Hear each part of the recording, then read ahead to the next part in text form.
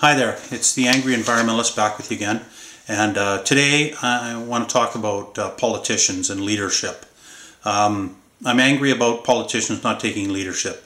The environment is going to hell, and anybody who reads a newspaper, follows TV, or has any contact with the modern world at all, including goes outside just having lived long enough and seen some remarkable changes in the climate, especially if you live in northern climates, you're able to see it more. But if you live in southern climates and you become more aware of droughts and fires and things like that, it's hard not to miss it. You've got to be pretty darn thick to have missed any of this. And you know, the scientists are screaming practically that this is so alarming that many of them think that we've got less than 20 years to turn it around. Less than 20 years. 1989, Time magazine did what they called back then Man of the Year, which was really newsmaker story of the year, was Planet Earth in trouble, essentially. You know, they did their whole issue was devoted to environmental problems with the planet. And at that time, you know, global warming and greenhouse gases was just sort of becoming really popularized, I guess, in terms of the trouble. And obviously, you know, we've got it in spades. Let's face it, folks. Wake up, look around, read the news. It's in trouble, and we got to start doing something. So if you're a politician running for office, okay, look at it. Help us, you know, we're looking for somebody to follow, I guess, right?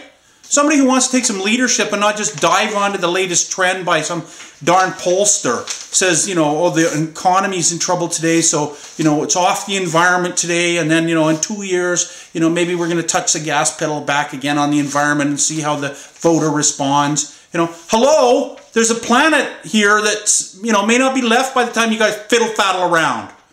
Okay?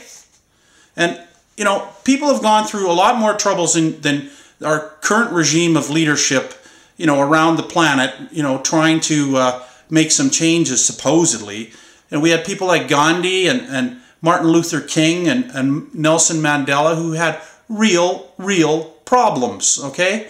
They were beaten up, they were thrown in jail, had all kinds of stuff. Oh, thank God they didn't back off and wait for the poll to tell them it was the right time to do the right thing, you know?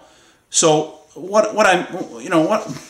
spurred this was we're having an election in British Columbia, Canada tomorrow. That's a province of BC. It's a province of Canada. It's like a state in the United States. You know, we got about 5 million people here, and you know, we got a couple of parties. The Liberal Party, sort of the party of business, if you will, right party, you know, more like the Republican Party, and then we got the left-leaning party as the New Democratic Party, the NDP.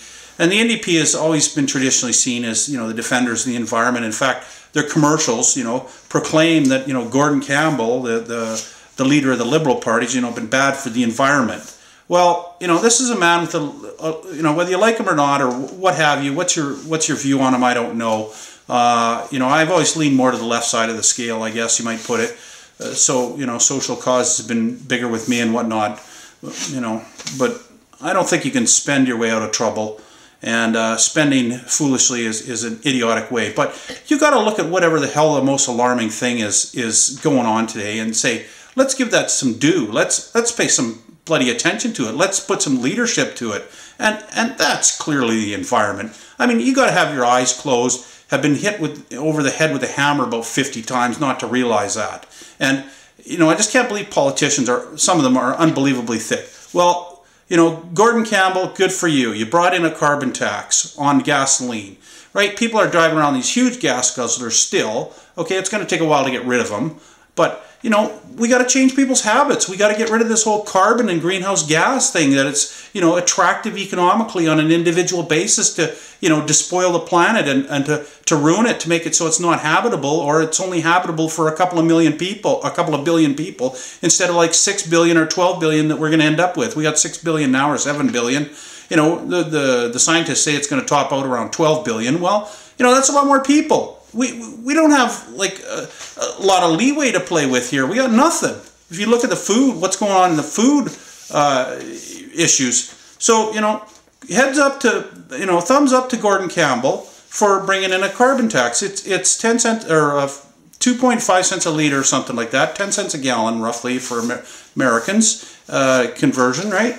And we got the NDP leader, who's traditionally been seen as the NDP's party in the environment. And we got the leader there, Carole James, has decided to come out against the carbon tax. Well, Carole, that's about the dumbest move I can believe a politician would do these days. Expedient to get elected? I don't know. I can't believe people are going to vote for someone who's that short-sighted. Like, is that not barely being able to see beyond your nose? Is this not all the things you used to rail against you know, the right-wing business parties, whether it was the Social Credit or the Liberals or who have you, that they couldn't see, you know, helping the children would, you know, cut jail costs in the future and all that? How in the heck is you know, letting people's bad behaviors go on for longer and longer going to do anything in the long term? Hello? How is that going to help? Okay? That is the most... Ugh, I get so mad about it. You know? And like, it just feels like as an ordinary citizen, there's nothing you can do. Right? Nothing. Well, I got to give some credit to, you know, some of the people, the leaders on the right side of the scale, like Arnold Schwarzenegger in California, you know, coming down with some of these taxes to try and reduce the carbon footprint. So, you know, yeah, it's going to cost us a little bit more, but we have to change our habits. And at least the politicians are seeing the long term. You know, we can't put a mortgage on our future, Carole James, and, you know, just say, oh, somebody else is going to pay it. Isn't that the problem with everything that's been done?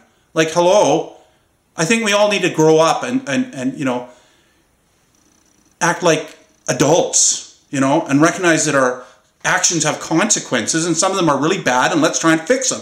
Not say, oh, I don't care, I'm going to get elected, you know, I'll cater to this one particular group that I think is going to help me. I mean, it's stupid leadership, it's bad leadership, and it's, in the end, long term, it's a really bad politics. This is going to be a smear on you in the future, I predict. Okay?